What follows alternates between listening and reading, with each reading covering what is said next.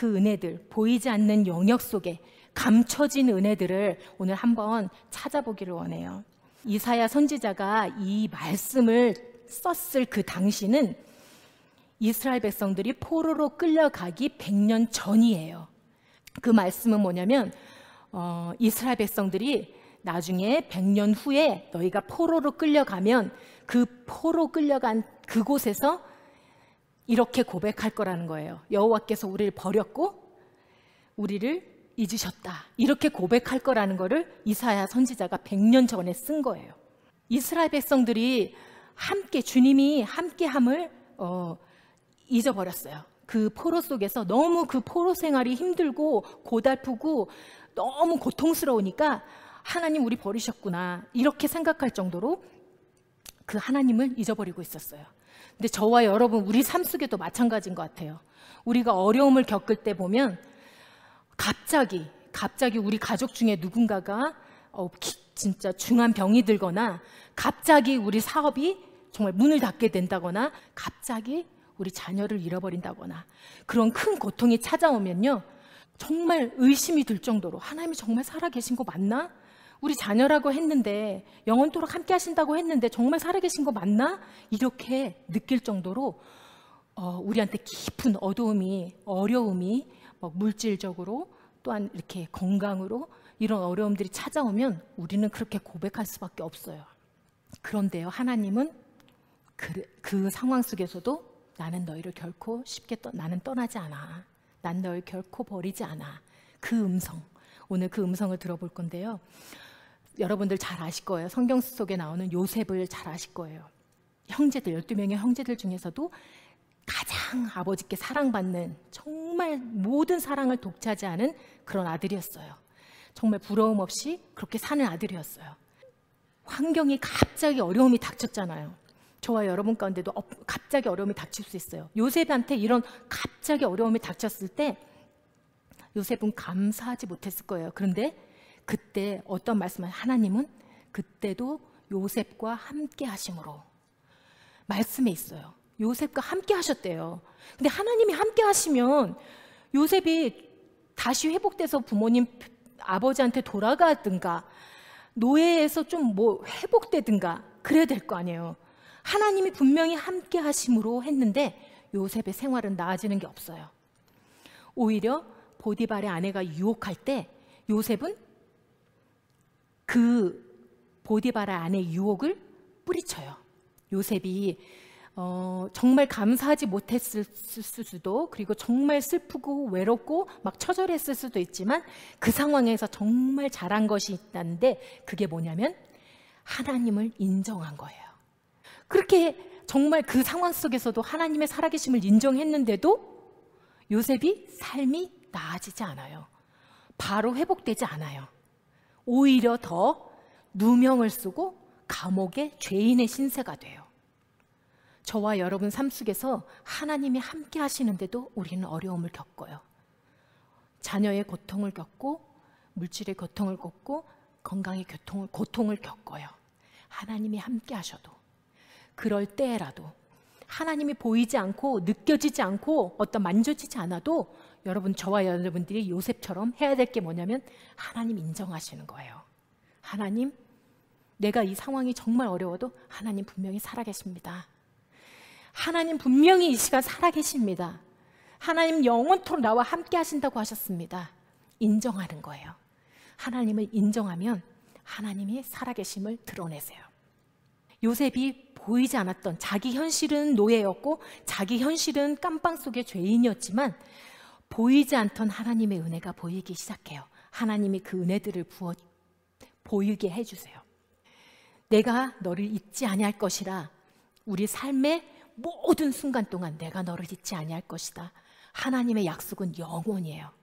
보이지 않아도 때로는 그 약속이 희미해져도 하나님의 약속은 변하지 않는 영원한 약속이에요. 그 약속을 하나님은 저와 여러분에게 지금도 요셉에게 지켰던 하나님의 약속, 다윗에게 지켰던 하나님의 약속, 저와 여러분에게 지금도 신실하게 지켜가고 계세요. 어둠 속에 가려서 어둠, 슬픔, 막 어려운 환경 속에 가려서 은혜가 보이지 않을 뿐, 느껴지지 않을 뿐이지 하나님이 결코 떠나신 것도 하나님이 여러분을 버리신 것도 아니라는 거예요. 이 손바닥에 새겼다는, 하나님 전능자의 손바닥에 여러분 이름을 새겼다는 그거는 이 약속 변하지 않는 약속이야. 결코 변하지 않아. 내가 너의 이름을 내 손바닥에 새겼어. 창조주 전능자의 손바닥에 새겨놨어요. 지워지지도 않고 변하지도 않게 영원토록 이 이름을, 여러분들 한 사람 한 사람의 이름을 하나님 당신의 손바닥에 새겨두셨어요. 그리고 너의 성벽이 항상 내 앞에 있나니라면 말하면, 성벽 뭐예요? 보호하는 테두리. 이 보호하는 테두리가 항상 하나님 앞에 있어요. 여러분들을 보호하는 테두리를 항상 두르고 계신다는 거예요. 그 은혜가 잠시 어두움 가운데 가려졌을 뿐이에요.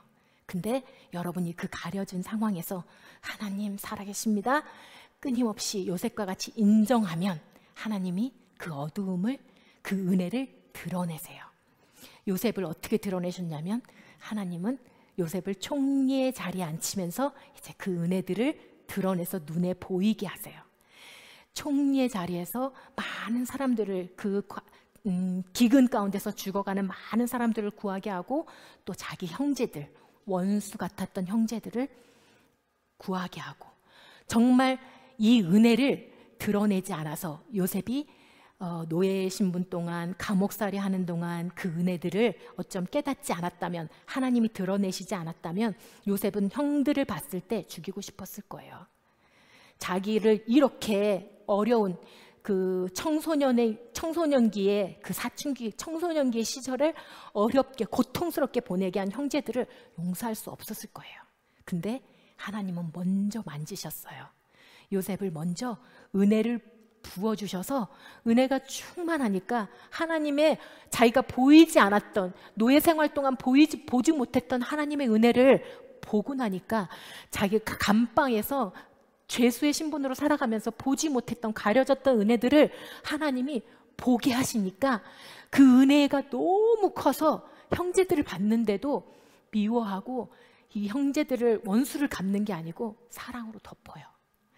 그 형제들을 덮어주고 용서해줘요. 은혜가 너무 크니까, 그 큰 은혜를 체험하고 나니까 요셉이 그렇게 그 은혜 속에 형제들을 보듬어요. 다윗은 하나님의 기름 부으시긴 자이기 때문에 내가 죽일 수 없다라는 하나님을 인정해요. 그 어려움 가운데서도, 도망 다니는 가운데서도 하나님을 인정해요. 그리고 두 번째 정말 잘하는 게 뭐였냐면, 하나님을 인정하고 하나님의 의를 나보다 더 귀히 여겨요. 하나님의 뜻, 하나님의 말씀, 하나님의 의를 더 귀히 여겨요. 때로는 내 욕심보다, 물질보다, 내 삶의 어떤 뜻보다 하나님의 의를 더 귀히 여기는, 하나님을 첫 번째로 두는 그 일을 행했을 때, 하나님은 또 다윗을 그 가려진, 그 도망 다니는 그 비참하고 초라한 외로운 그런 생활 속에서 가려져 있던 은혜를 또 쫙 드러내시면서 다윗을 왕의 자리에 앉혀요. 그리고 은혜들을 막 보게 하세요. 그 은혜를 이미 체험한 사람은 잠시 잊을 수 있지만, 그 은혜가 잠시 희미해졌을 수 있지만, 이 은혜가 체험된 사람들은 결코 하나님을 멀리하지 못해요. 하나님, 그 은혜의 체험이 있기 때문에 다윗은 범죄한 걸 깨달았을 때, 선지자의 채찍을, 그 채찍 소리를 들었을 때 다윗은 납작 엎드려서 하나님 앞에 회개해요. 하나님이 이왕이면 이런 고난 없이, 고통 없이, 삶의 어려움 없이 그냥 요셉을 그냥 애굽으로 불러가서 총리로 앉히실 수도 있고, 다윗도 그렇게 사울한테 쫓겨다니는 그런 시간들 없이 그냥 왕의 자리에 앉힐 수도 있는데, 굳이 저와 여러분 가운데 왜 요셉과 이 다윗이나 수많은, 아브라함에게도 수많은 이 사람들에게, 하나님의 자녀들에게 고난이란 걸 왜 허락하실까요? 그 이유는 뭐냐면 사단 때문이에요. 사단은 결코 여러분을 떠나지 않아요. 하나님이 우리를 떠나지 않듯이 사단도 여러분 떠나지 않아요. 포기 안 해요. 끝까지 여러분들을 따라다니면서 여러분들을 하나님으로부터 분리시키려고 하는 게 사단의 일이에요. 우는 사자처럼 산길차를 찾아다닌다고 했잖아요. 이 사단 때문에 여러분들을 그냥 평안함 가운데 둘 수가 없어서요. 그렇게 참 평안함 가운데 늘 살게 하면요, 뭐냐면 온실 속의 화초처럼 너무 연약해요. 사단이 아주 작은 돌 하나만 던져도 맞고 쓰러져 버려요. 하나님 그거 아시기 때문에 때로는 비바람도 보내시고, 때로는 그거 좀 이겨내면, 비바람을 이겨내고 나면 이제는 폭풍우도 보내시고, 그것도 이겨내면 태풍도 보내시고, 그 환란 속에서 단단해지라고. 저와 여러분이 단단해져서 사단이 돌을 던져도 끄떡하지 말고 이겨내라고. 하나님은 굳이 필요하지 않지만 저와 여러분에게 주실 수밖에 없는, 고난이나 역경을 주실 수밖에 없는 거예요. 이 근육이 그런 역할을 해요. 우리 몸을 뼈를 보호하듯이, 우리 몸에 어떤 그런 장기들을 보호하는 역할을 하듯이, 덜 다치게 보호하듯이 근육이 저와 여러분의 영적인 근육을 단단하게 하기 위해서 하나님이 그런 훈련, 운동을 시키시는 거예요. 말하자면 영적인 근육을 단련시키기 위해서 운동시키는 게 환난이고 고난이고 어려움이에요. 이런 환난과 어려움과 고난을 우리가 이겨낼 수 있는 그 비결이 우리 힘으로 힘들다고 했잖아요. 성령님과 함께 말씀과 기도의 영양제를 먹으면서, 말씀과 기도의 양식을 계속 먹으면서 그런 훈련 속에서 우리의 영적인 근육이 단단해지는 거예요. 예수님도 마찬가지예요. 예수님도 어려움 겪었고요, 사단에게 시험 당했고요, 정말 그 십자가의 고난을 겪을 때 저와 여러분이 겪어보지 못한 고통도 겪으셨어요. 예수님도 항상 감사하지 못했어요. 예수님 십자가상에서 아버지여 어찌하여 나를 버리시나이까, 너무 고통스러우니까, 땀방울이 변하여 핏방울 될 정도로 고통스러우니까 어찌하여 나를 버리십니까? 라고 고백할 정도로 예수님도 그 고난을 겪었어요. 어려움을 겪었어요. 근데 아시잖아요, 하나님이 예수님 버리셨나요? 하나님이 요셉 버리셨나요? 하나님 다윗 버리셨나요? 하나님 저와 여러분 안 버리셨습니다. 예수님도 하나님 인정했어요. 그 어려움 순간에 내가 이렇게 정말 고통스럽지만 아버지 원대로 되기를 원합니다. 아버지 뜻대로 되기를 원합니다. 그렇게 고백하셨어요. 지난번에 제가 말씀드렸던 그 기름 부으심, 그 기름 부으심에 거하는 비결, 요 세 가지. 어떤 순간에도, 지금 비록 내가 그 고통 속에 있다고 해도, 지금 비록 내가 그 어려움 속에 있다고 해도, 자녀로 인해서, 물질로 인해서, 건강으로 인해서 어떤 어려움 가운데 있다고 해도, 환경에, 사업으로 어려움 가운데 있다고 해도, 여러분들 이거 인정하세요. 하나님 인정하세요. 하나님 반드시 살아계십니다. 하나님 반드시 이 역경 내가 극복하게 하나님 도와주실 걸 믿습니다.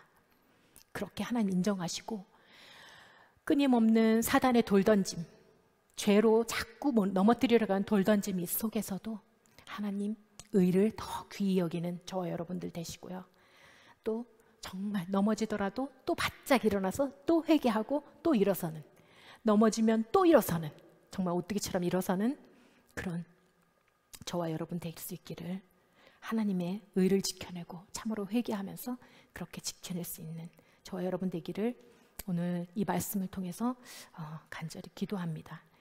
구원이라는 약속은 영원 동안 변하지 않아요.